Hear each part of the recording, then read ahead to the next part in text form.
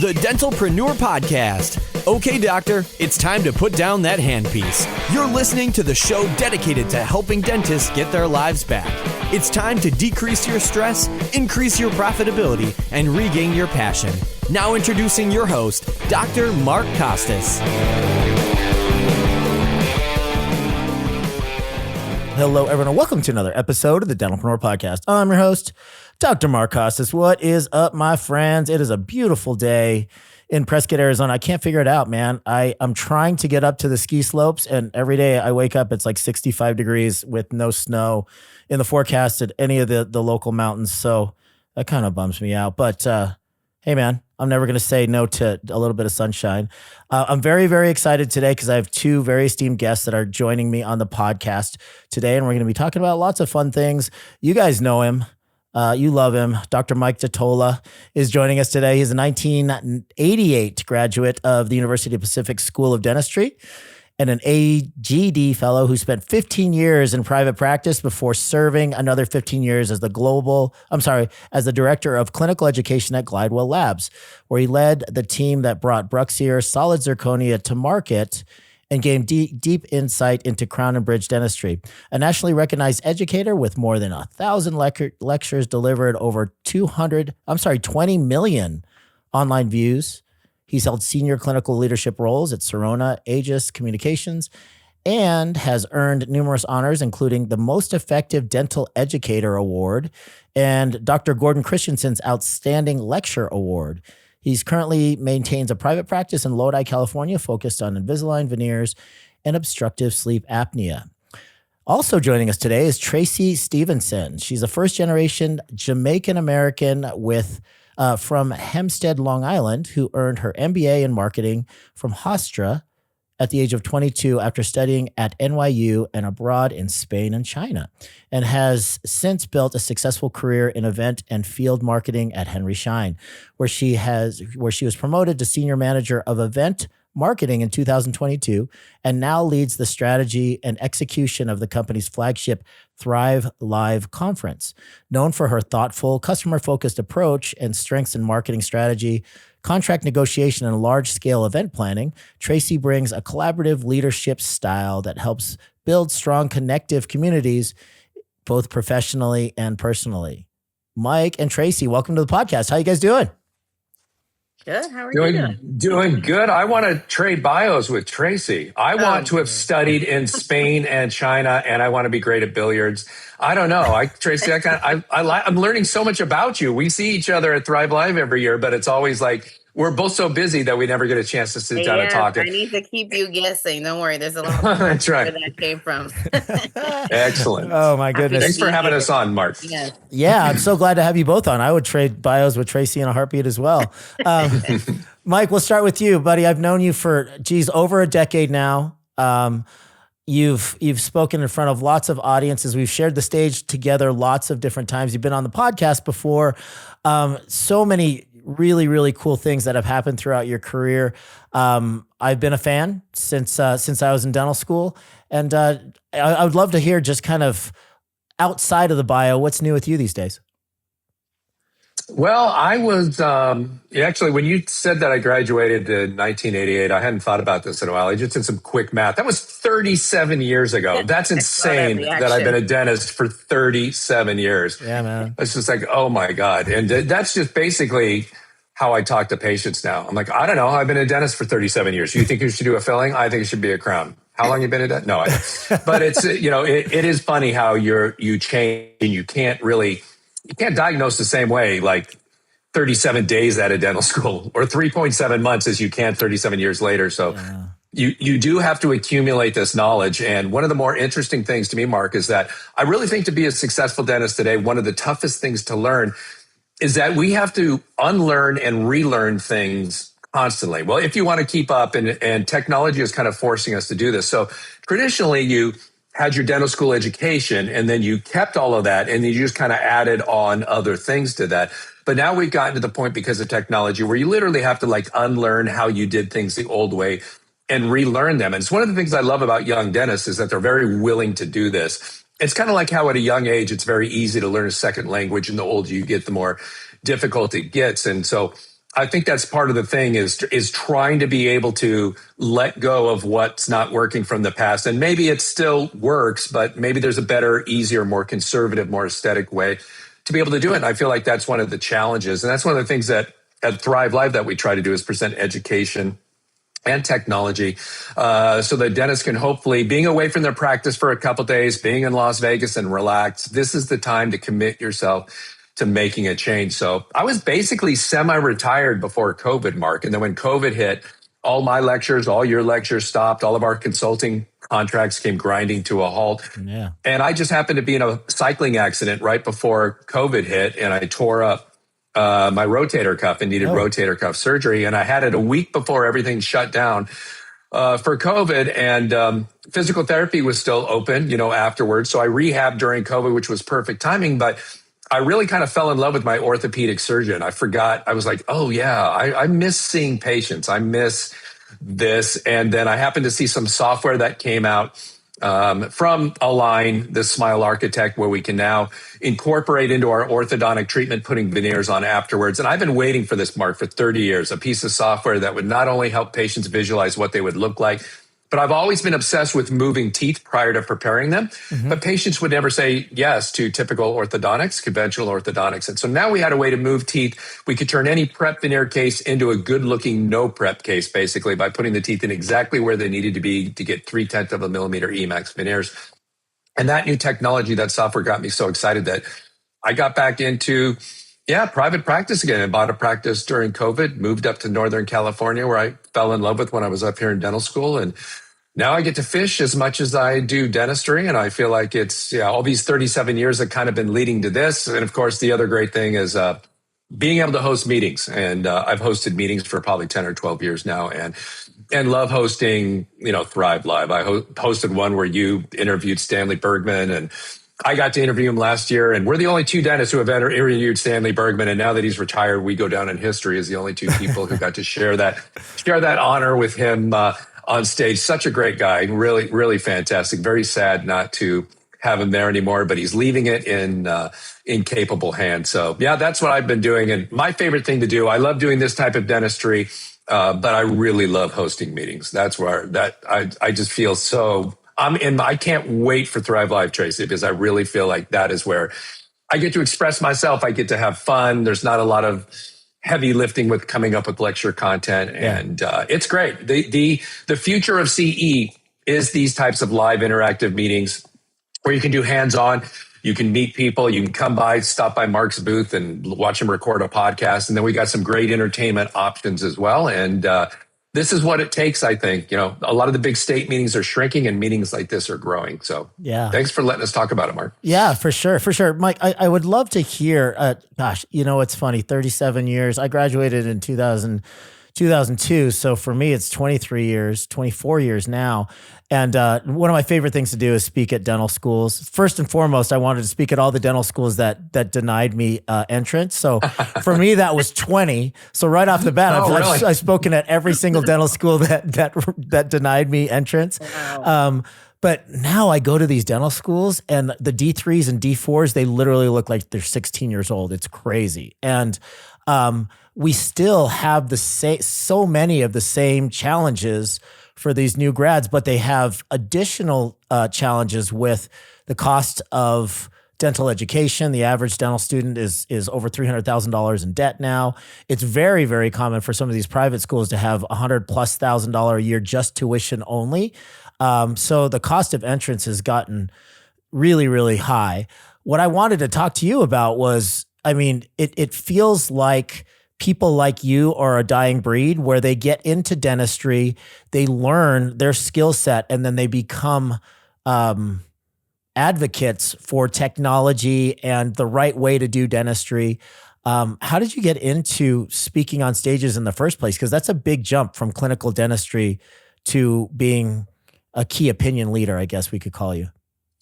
It actually goes farther back than that. I was president of this. When I was a senior in high school, I was president of the student body, which is meaningless. There's not like you can actually increase recess length or anything like that. But the whole reason I wanted to be president was because the president of the school got to have the microphone in their hand at the football rallies on Friday afternoons. Yeah. And for some reason, I think it's bad parenting, but for some reason, I have this insane need to be heard and to talk. And so I've always loved having a microphone in my hand and the challenge of entertaining people or making them laugh. And so I do this not only in my dental office, I try to make every patient laugh 3 times while they're there. And I'm not even kidding. That's not a joke. Anybody in my office will tell you that they hear me doing it because I want patients to leave in a better mood than when they got there, especially if they're having a prep done or something like that. So I'm trying to do that. And so basically, I kind of want to just be on stage. In fact, I started speaking in dentistry before I had anything to say, which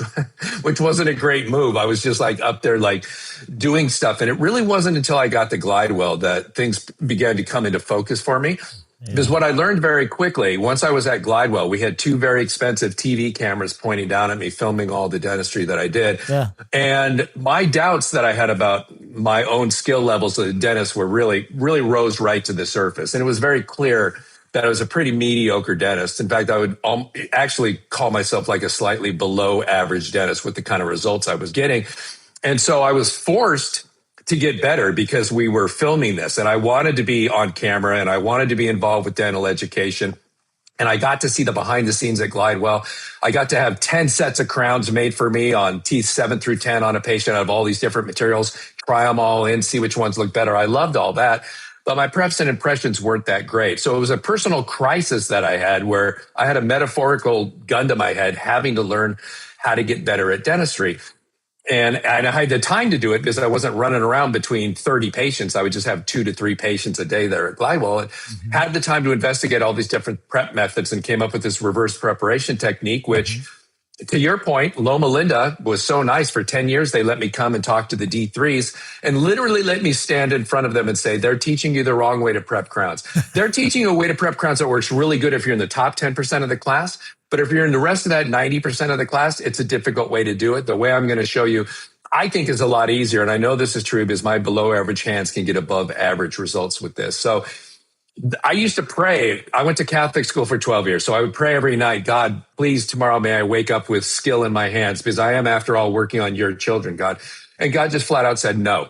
You know, I gave you a good brain, though. So figure out how to do it and then pass it on to everybody else to try to make their life easier. And that's when I got passionate about that.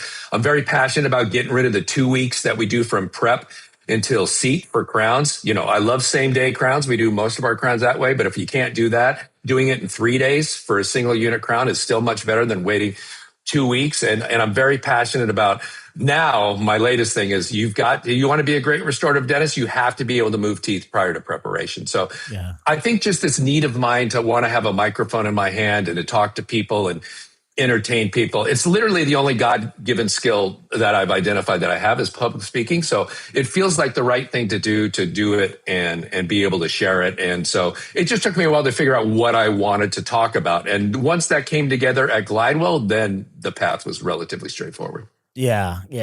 That makes perfect sense. I mean, you are a natural. It's funny because, we recently, just a few days ago, lost just a treasure to our profession in Bruce Baird. And I will say that Dr. Bruce Baird and you were 2 of the main influences for me when I was on the come up, getting on stage and stuff. And what I realized was that if you try to emulate a Mike DiTolla or a Bruce Baird and try to be them, it's literally impossible. So it was very, very obvious to me that authenticity and having your own style is more important than trying to emulate somebody that's already successful and a few steps ahead of you or several steps ahead of you. So I do, every time I see you, I thank you for the impact that you've had on my life and my career. But thank you very much for what you've done for dentistry in general. Hey, no worries. And there's a whole group of young people looking at you, what you're doing with the podcast, what you're doing with your coaching and thinking exactly the same thing. And sometimes, we forget that it's like that. And we're all standing, on the shoulders of giants as we do that. And really a big turning point for me in terms of authenticity was the first time I got up on stage and admitted to the crowd that I was in remedial operative dentistry when I was at the University of the Pacific back in 1986. And it's a funny story that I tell about that. And I always say, raise your hand if you were in remedial operative dentistry, and no other hands ever go up. So either we were the only school that had it, or no one else is willing to admit it. And when I was willing to admit that, and now look at what I'm able to do, and literally my hands have not gotten any better. It's all about procedures and tips and tricks and technology to be able to get better results with a below average set of hands, because only 10% of the dental school class is going to be the top 10%. And the rest of us have to figure out a way to get the same types of results they do with whatever we were given. And so I always thought it was about hands and eyes and brains, and it is. But what it took me a while to figure out, Mark, is that it's a lot about heart as well. Like, you have to care enough about your patients to slow down a little bit and do things the right way, whether it's packing cord or whatever it is, taking care of the tissue or whatever it might be.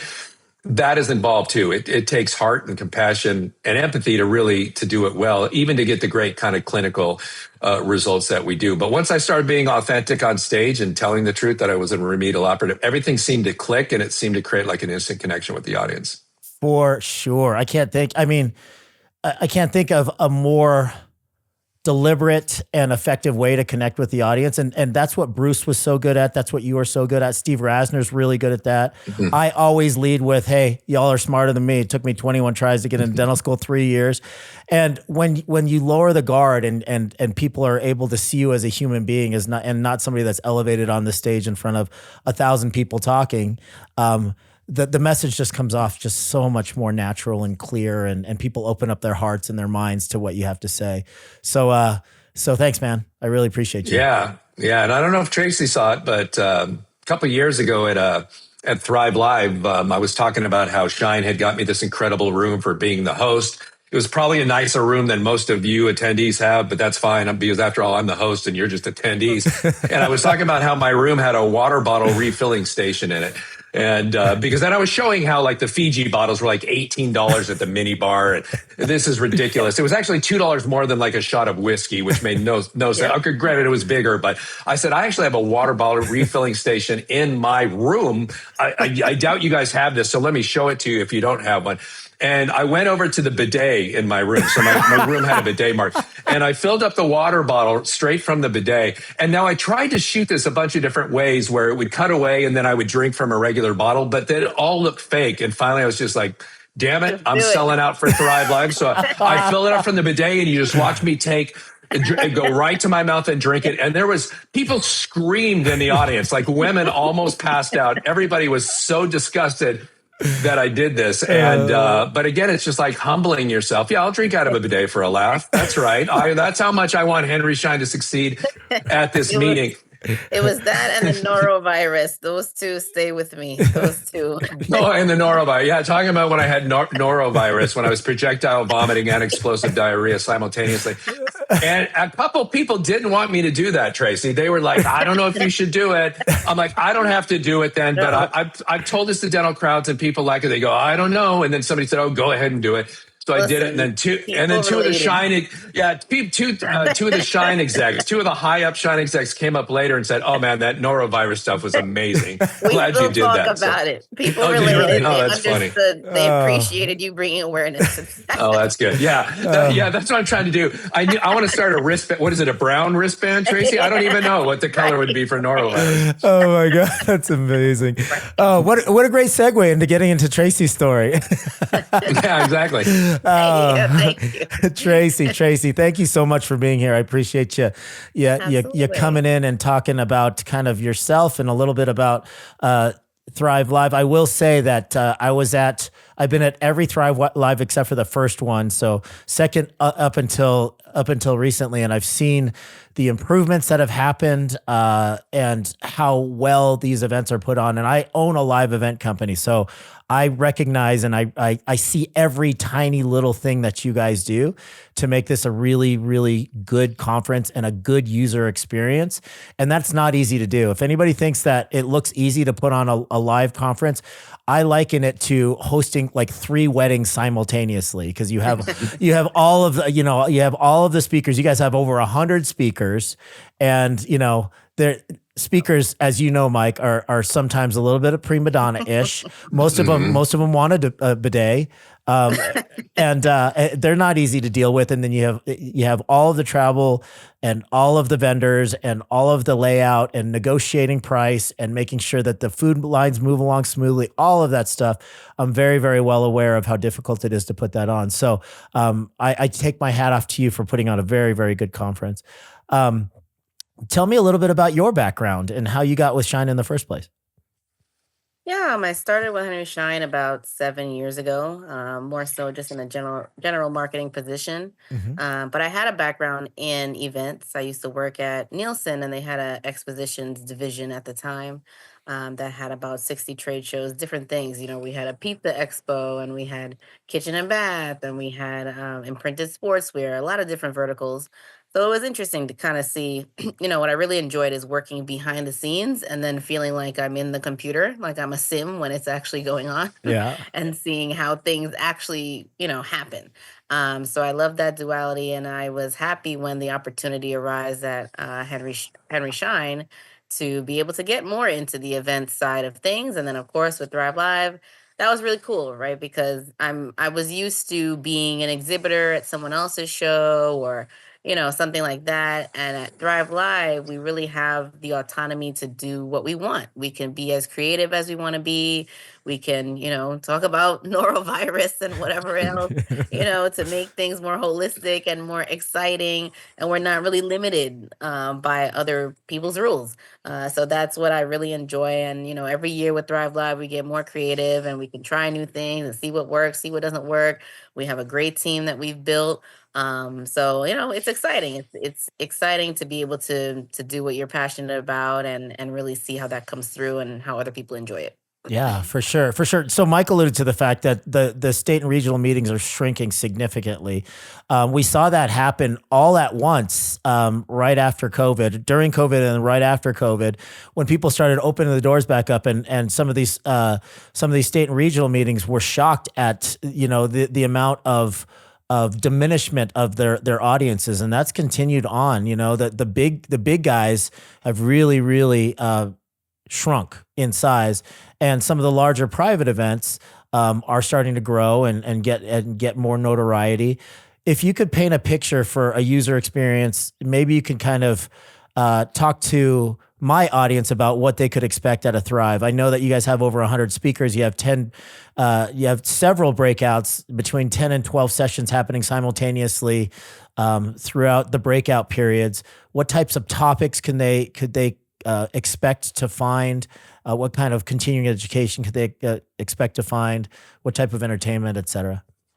Yeah, so I think, with all the change that happened during the pandemic, post-pandemic with in-person events, we realized that people really need to have a real reason to go somewhere, right? We're not just wasting time, wasting money just to go and bringing the whole office for no reason, Mhm. right? It was more intentional. And so that's what we started to see is that, yes, there might be less people, but there was a higher quality in the attendee Mm. at a certain event. Mhm. And so with that in mind, now when we think about Thrive Live, Thrive Live was built around the Business of Dentistry conference that existed previously. Okay. And that conference was mainly for team members, right? There's not a lot of events out there that are for the dental team. You have a lot for the clinician, right? A lot of coursework for the clinician. But the team member, sometimes it's forgotten. And so with that in mind, we really wanted to come up with an event that was unique and different and had a different value than some of its competitors.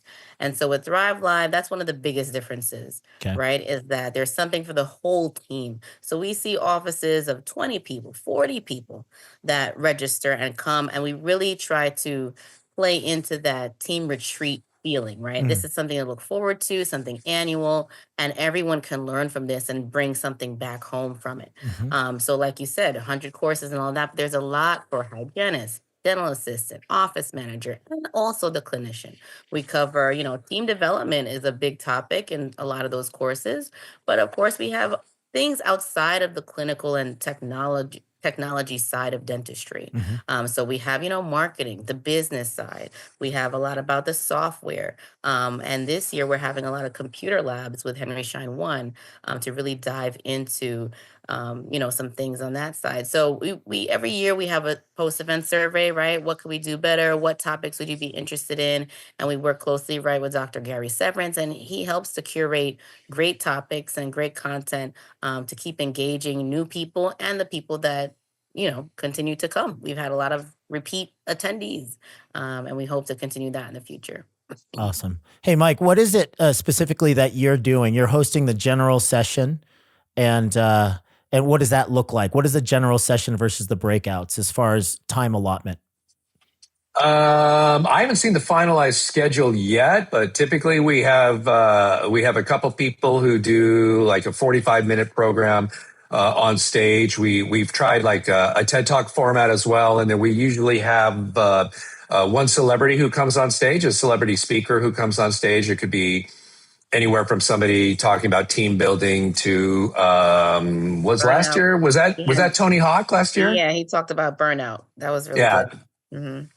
Talked about burnout and showed an amazing video of him trying this new trick over and over and over and over, just bam into the ground, bam into the ground, bam into the ground before he finally pulls it off. And I wanted to talk him into trying it on stage. He said, I'm never doing that again. And it's one of those things where he finally pulled it off and never wanted to do it again. So it's nice to get somebody from outside dentistry and get their viewpoint and see a little bit about their process in their profession. So the general stage meetings are the things that we like to bring everybody together for, and then send them on their own ways. And I'm so glad that there's such a focus. And I love that it's even in the title, the Ultimate Dental Team Retreat, because without your team, Mark, we've all been to enough lectures or whatever, even something like this where the doctor just goes and doesn't bring the team. In fact, I proposed at one point we shouldn't allow a doctor to come unless they bring their team, because I just don't think they're going to get the same thing out of it, because this 3 days away from the office is a perfect opportunity to sit down with your staff and plan some goals for the next year and hold each other accountable for the things that you decide you want to do together, what you're going to provide for your patients, what you're going to upgrade. And it's a perfect chance to be able to do that. You've got everybody together, away from the office, away from their spouses and their kids. This is it. If you're not going to do it now, then when? It's probably not going to be a Tuesday lunch hour when you're all at the office where you're going to commit to these things. So hopefully for the main stage, we can, during the general sessions, we can inspire people, and then they can get down to the nuts and bolts when they get into the breakouts and decide exactly what technology they want to add. Do they want to upgrade to a different computer system? What are they going to do in terms of team building to bring in whatever, 2 new employees, 2 new assistants they want to hire this year, or things like that. So I really like the focus on the team, because we've all seen dentists go to courses and they want what it used to be like a new endo system or a new whatever. It could even be obstructive sleep apnea, where you go learn and then come back to your staff and they're like, give him 2 weeks, he'll get over it, he'll forget all about this. And so they need to be in there, and you need the buy-in of the team, almost more so than the dentist. Yeah. Like if the team all bought into something and the dentist was begrudgingly brought along, it's going to work because the staff's going to talk about it to the patients. Yeah, for sure. So, the celebrity keynote and the entertainment is just kind of icing on the cake. So, is that still close to vest right now, Traci? Have we made any announcements about last year? It was Tony Hawk and Kevin James, the nighttime entertainment, which was great. And you guys have had some great entertainment in the past. Have you guys revealed who the big stars are going to be yet? No, we haven't yet. We're still working on it. The hopes are that in the next month we'll have a firm idea of who it is and we can let everyone know. But yeah, in the past, for the very first show, we started out with Wayne Newton, and we had the Henry Schein showgirls there with all their feathers, and it was a show, so we always have a good time. We have a good variety act kind of leading up to our main headliner. Like we said, we've had Tony Hawk speak. We've had Damon John from Shark Tank. Some of the comedians that we've had, Jim Gaffigan, Sebastian Maniscalco, Ray Romano, and like you said, Kevin James. So, we're looking to still create a good show, have some good variety. And yeah, we'll be able to communicate that hopefully in the next couple of weeks here. Maybe you can kind of share with us the dates and the venue this year, Traci? Yes. So Thrive Live this year is going to be April 29th to May 2nd. It is at Resorts World in Las Vegas. That's a pretty new venue built in 2021. So really nice area. And all of the event is in that one space. So it's not like you need to leave to go to general session or leave to go to the Thrive Live Bash one night. Everything, all the entertainment is in the one venue, and everything, your food, your drink, everything is covered. So really, once you get there, we kind of call it the cruise ship. Once you're there, you don't need your wallet, you don't need anything else.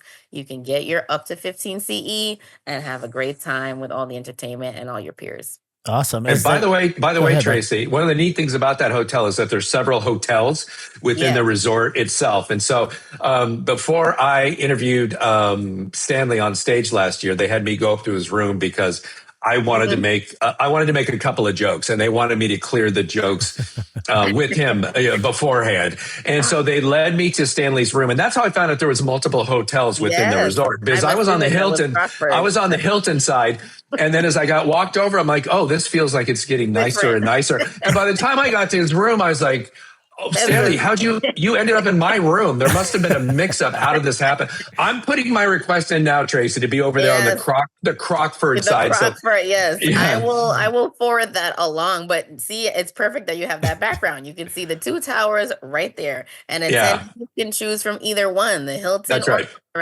And then, yes, there is that top floor that is the Crockford for, our higher folks. So doctors, you can put your staff in the Crockford, you stay in the Hilton, vice versa, whatever you want to do, or all stay together. It's fantastic. But there's something to be said for having all the events within that one resort and not having to go anywhere. It just makes it extremely convenient, very easy. I was really surprised by the facilities because everything turned out just as nice as, we did it 1 year at the Bellagio, 1 year at Caesar's Palace. I was very happy with this, and I'm glad to see that we're going back to that. It's well located on the Strip, and everything about it's great. It's a really nice venue. It's new. It doesn't smell like smoke. It really is a nice, clean spot. And the value for the ticket for Thrive Live is something that is also unique for other events. So I won't say them by name, but you have other events. You go, you spend maybe $1,900. You might get up to 12 CE, but when you go to the events, you have to pay more for entertainment, or you have to come out of pocket for your cash bar, or you have to pay for your dinner. And that's another differentiator with Thrive Live is that, yes, the ticket, depending on when you buy, might be anywhere from $14.99 for a doctor to $16.99 or so. But what that comes with is all the entertainment. Like we said, everything's in one place. So you're not spending on Ubers. You're not going anywhere else. And it's every single meal, breakfast, lunch, and dinner. So that's for 4 days. I mean, when you're in Vegas, a buffet could be $50 for lunch, for breakfast. Mm-hmm. So that adds up, especially when you're thinking about bringing the team. And not only that, it's the drinks as well. We have what we give out is Thrive Live chips, little tokens, almost casino chips. And those drinks are valued at $27 each. Whoa. So those chips are not, don't think, yes, there you go. There's no date on this. I grabbed a handful at last year's meeting. Because I like to reuse them. Thinking ahead. Okay. Thrive Live economy, but that's neither here nor there. But just know there is, a big value built in with that ticket. So every meal, every drink, your 15 CE, everything is in there. So when you really sit back and think about it, especially if you're thinking about bringing a large group, it is one of the more, most cost-effective events that I've at least seen out there available. Yeah, for sure. I may or may not have a backpack full of those that I'm going to bring them. Like you said, they don't have the year, so they will be valid. Awesome. Tracy, is there a website, or just go to henryschein.com? Yeah, you can go to Henry Schein, of course, but you can also visit Thrive Live. That's ThriveLive 2026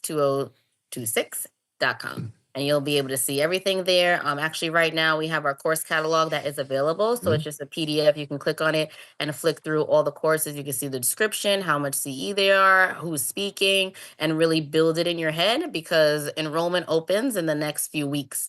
So that's something you really want to sign up for, the course that you want. So you can take a look, make sure that it's worth it for you, and definitely sign up before prices go up on March 1st. Awesome. And Tracy, correct me if I'm wrong, but I think there's actually more. This is one of the only shows that I've seen, Mark, where I think there's more courses for the staff, for the team, than there is actually for the doctors, which is great, because you don't want to bring your staff there and have them be bored or just go to the spa all day. If you're going to invest in them coming, you need to get buy-in. So for me, bringing my staff there, well, I'm going anyway because I'm working there. But if we hit our production goal for the year, the staff gets to come. But know we're going to have fun at night. They know that Schein's going to take care of the entertainment and everything. But during the day, they know we're there to learn and work and set our goals. I talk about this because this is where we set our goals for the upcoming year. We're not on a calendar year. We're on a Thrive Live year, which always is around Cinco de Mayo.